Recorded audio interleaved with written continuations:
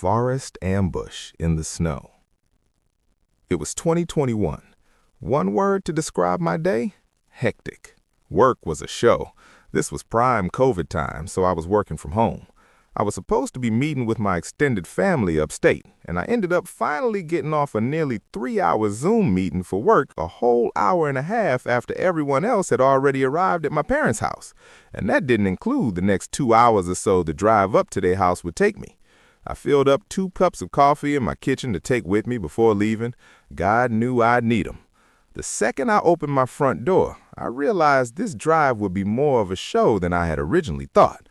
The snow and wind had already picked up since earlier that evening, and the streets were barely even plowed. The ground had at least 2 feet of snow already, and it was supposed to snow like this for a majority of the night. I had to be driving under 25 on most residential roads. My car at the time was also a really old, crappy Hyundai, which wasn't ideal for extreme weather conditions at all. It didn't have anti-lock brakes either. I'm a fast driver though, so when I got on the highway, I raised my speed to 70, which was probably a lot faster than safe for the conditions. I finally arrived at my parents' house around 9. They had begun dinner without me, but thankfully weren't too far along. A few drinks and gift sharing later, I started to lose track of time. I got so caught up in seeing my relatives I hadn't spoken to in a while that I ended up basically forgetting I still had to drive home, even as most of my family had started to leave. Once I finally got in my car to leave, it was past midnight, and at least another foot of snow had accumulated on the ground. I was buzzed, but I figured I was sober enough to drive home. Not that I condone drinking and driving at all. I was tired and simply wanted to get home. As I was heading towards the highway, I realized the roads were completely dead. I made the grave mistake of raising my speed to 40 down one particular road, because as I began to approach a bend in the road, I realized my car had gone into a skid. I tried not to panic, as this wasn't the first time I had skidded. I started to steer into the skid and downshifted, but as I got even closer to the curve and my car still wasn't slowing down, I started to panic. My car went straight off the side of the road and into a tree, and the airbag deployed. I was momentarily in shock from the force of the impact, but thankfully I was relatively unscathed. My car was ruined though. The whole hood was buried in a bank of snow surrounding the tree I hit. No chance I was pushing it back onto the road or anything like that. The first thing I did was phone my roadside assistance company, and they said they'd send a truck to my location. But because of the horrible conditions, it could take up to 40 minutes for the truck to reach me. I was on a deserted road, surrounded by forest and no houses for miles in either direction, so I decided to also call my parents and ask one of them to drive over and wait with me. My dad said he'd get in his car and drive over, so then I hung up and waited. As I was sitting there, I began to hear something over the sound of the wind howling outside. There were undeniably footsteps in the snow. I couldn't tell exactly from where, but they sounded somewhat distant. I opened the driver's side door and stepped out, looking over the roof of my bar. I wasn't hearing footsteps anymore. Instead, I was hearing some new sounds. It was kind of hard to describe, but it sounded like some kind of wet slurping. I looked over to where I thought the sound was coming from, and I could see some movement by the tree line. It was dark as hell, though, but I was pretty certain I was looking at a person. I called out, "Hello?" The sound stopped, but no one called back. I sat there for a few more seconds awkwardly, but no one ever responded or appeared to me. I couldn't see any more movement either. I was officially freaked out, so I got back in my car and locked the doors. What couldn't have been a whole minute later, I heard footsteps in the snow again outside. Then I heard something hitting the passenger side window, like a rock or something was thrown at it. I couldn't see out the passenger side window because it was covered in snow, or any of the windows for that matter. Once again, I opened the driver's side door and stepped out of my car. Checking my immediate surroundings, I made a disturbing discovery. There were boot prints in the snow circling all around my car and then leading away from my passenger side door into the woods. I felt sick to my stomach. I also noticed there were drops of blood in the snow. I opened my driver's side door and then grabbed my 9mm out of the glove compartment. Clutching it in my right hand, I began to follow the prints leading into the woods. At that moment, I was convinced someone out there was with me. As I followed the prints, the drops of blood began to grow larger. It looked like someone had been bleeding profusely. And then I saw some dark mass lying in the snow just past the tree line. I couldn't tell what it was. I was just praying it wasn't a person. I took out my flashlight and enabled it. It wasn't a person. It was a dead deer, seemingly slaughtered by some larger predatory animal. The stomach was ripped completely open, and shockingly, the deer had been completely decapitated. I swept the flashlight over the surrounding few feet, but I didn't see the head anywhere. I decided this was getting too weird for me, and I started heading back to my car. I got back to my car and opened the driver's side door, and as soon as I did, it was all I could do to keep myself from vomiting on the spot. Lying in the driver's side seat of my car was the severed head of a deer placed on the seat as if it was looking right at me. I booked it out of there and made it a few minutes down the road before headlights appeared in the distance. I ran to the car, waving my hands and shouting like a madman, still holding my handgun. Thankfully, it was my dad, and he stopped the car and asked me what the hell I was doing. I got in the passenger seat and explained everything to him, and I kid you not, he literally didn't believe me. I felt more comfortable going back to my car with my dad now, so he drove the two of us over there and we got out. The footprints were still all around my car, but the deer head was gone. All that remained was a large spot of blood on my driver's side seat. I think once my dad saw that, he started to believe me. The deer corpse was also gone. All that remained were drag marks in the snow. The tow truck finally showed up and he towed my car. My dad asked me if I wanted to call the police, but honestly, I just didn't have the energy to file a police report. I was exhausted and just wanted to go to sleep. I figured calling the police wouldn't accomplish jack anyways. So that's my story. I have no idea who was in the woods that night and what they wanted. Maybe they were just trying to scare me, or maybe they had worse intentions. A terrifying mistake in the woods. My name is Ember, and I'm a 16-year-old girl who lives in Illinois with my younger sister Kate, who's 15. My dad works for a deforestation group about 30 minutes from our house. It was a normal morning on December 5th as my sister and I were getting ready to go out to the movies. We decided to go watch a somewhat new horror movie, Terrifier 3, which had some Christmas stuff included in it. We all knew it was 18 plus, but nobody paid much attention. Plus, we looked older than we were anyway. We made our way to the movies and easily got in thanks to our appearance.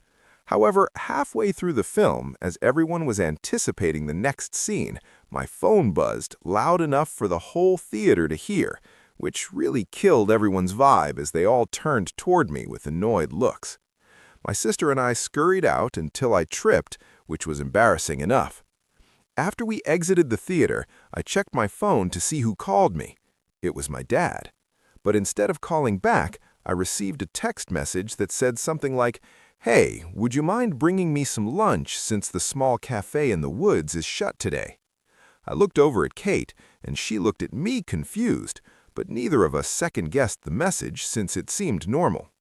We arrived home, packed some food for him, and took my car downtown to the woods. I've always loved that place and never felt uneasy there because it was large and secluded. The scenery was amazing, with a hill that led down to a lake perfect for fishing and photos.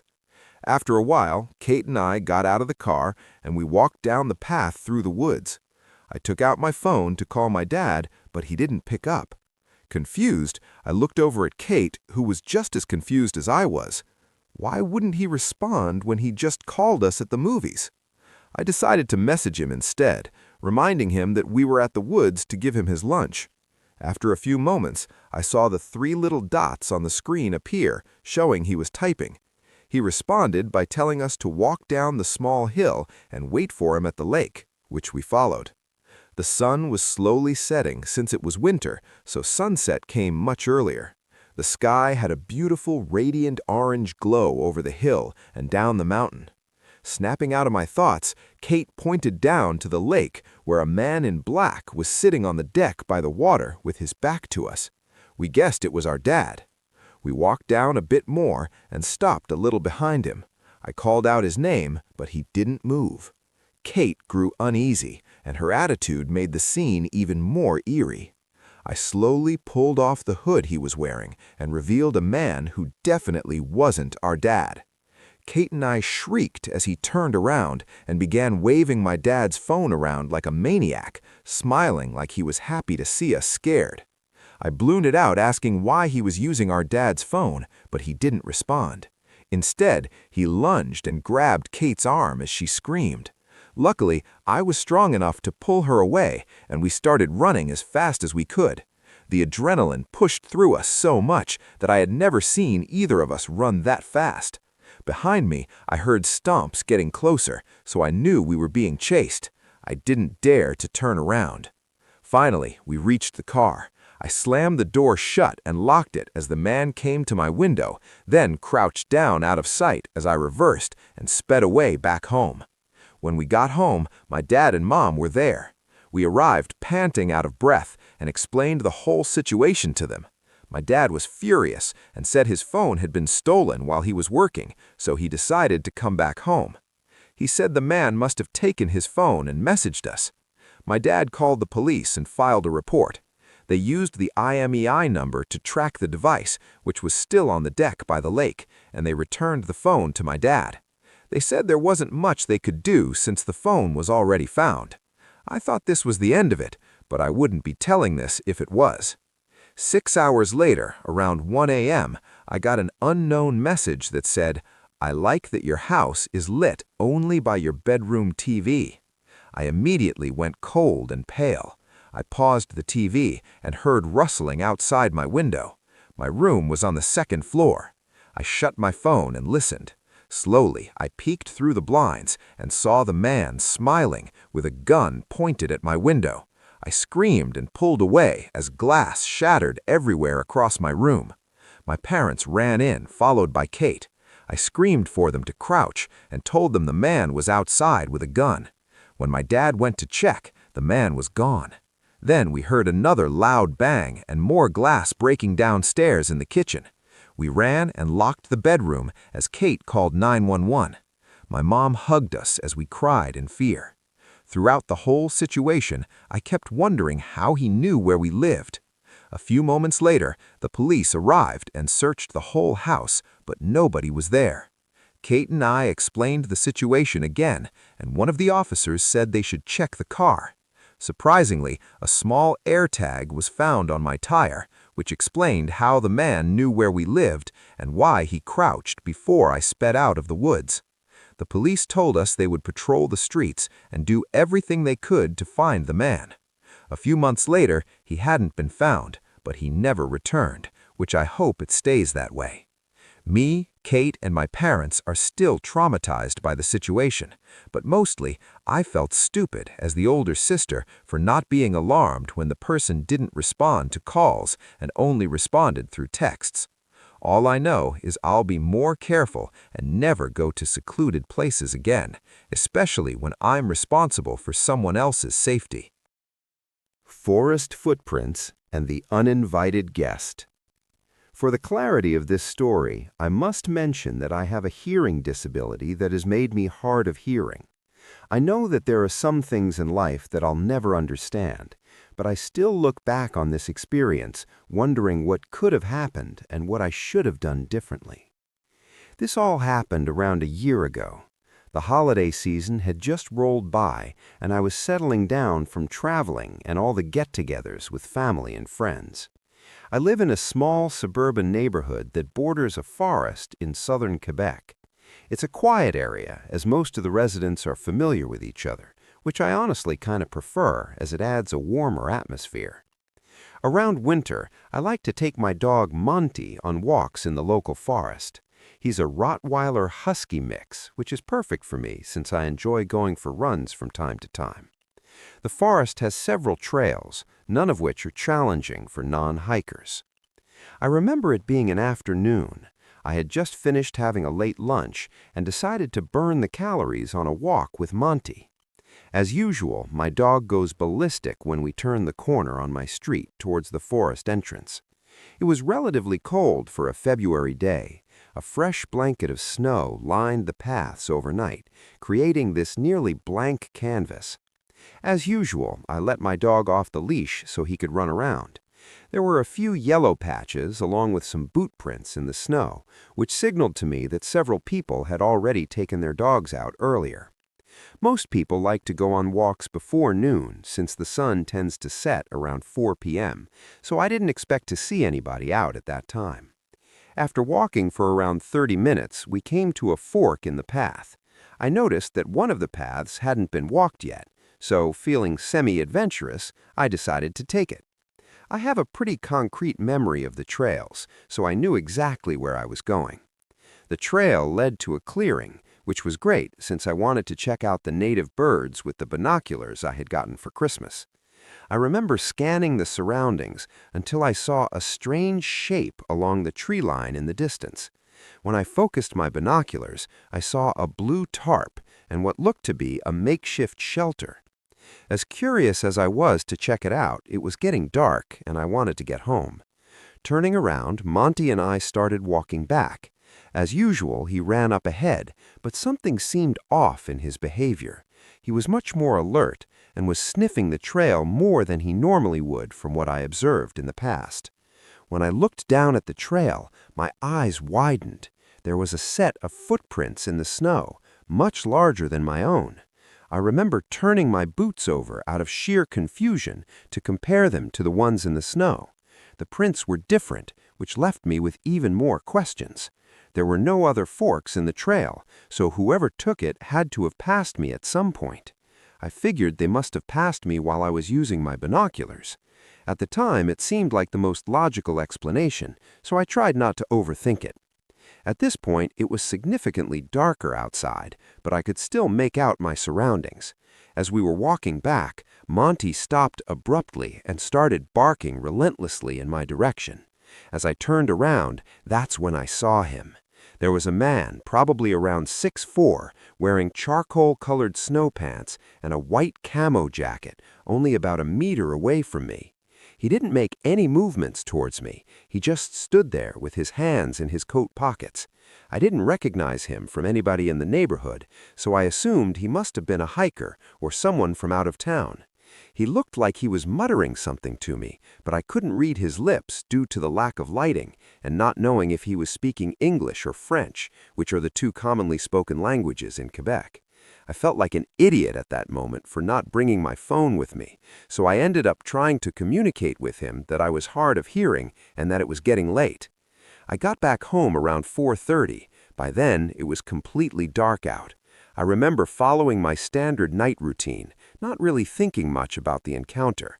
But in the middle of the night, something happened that still shakes me to this day. I woke up to Monty licking my hand, which is something he usually does to get me out of bed in the morning.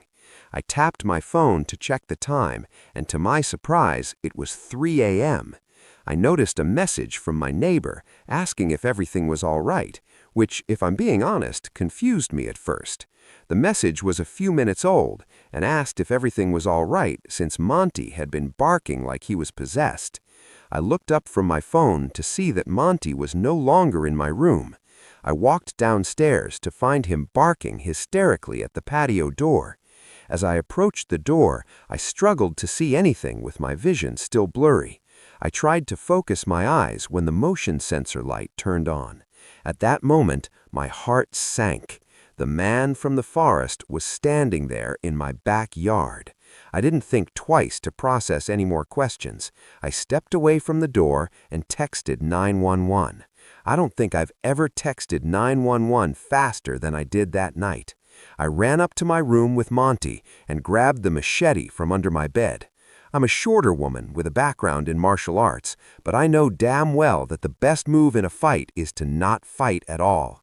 I sat there in my room guarding Monty and myself until the police came. With my heart beating out of my chest, I sat opposite from the door with Monty by my side. It didn't last long until Monty sprang up and started barking violently at the bedroom door. My hands were sweating profusely as I watched a shadow cast in from underneath the door. The movement in front of the nightlight suggested the man was seconds from breaking into my room. Those had to be the longest minutes of my life as I anticipated the door handle turning or the door completely breaking in. Luckily for me, it never did.